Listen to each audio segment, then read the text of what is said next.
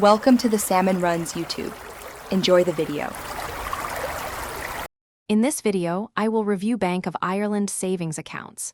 We'll explore the different types of accounts available, from instant access to fixed-term options, and discuss their primary features.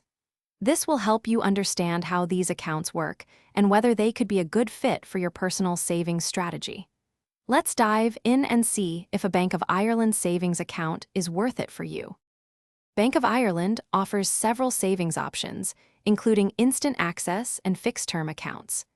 Many provide easy access to your money, allowing withdrawals whenever needed. Your eligible deposits are protected up to €100,000 under the Deposit Guarantee Scheme, offering peace of mind. Plus, you can manage your accounts and track your savings growth conveniently through their online banking platforms. While Bank of Ireland offers security, some savings accounts may have interest rates that struggle to outpace inflation, meaning your money's real value could decrease over time.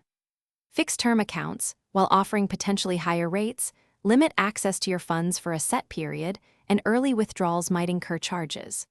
Also, certain accounts require a minimum deposit, sometimes €5,000 or more, which might not suit everyone.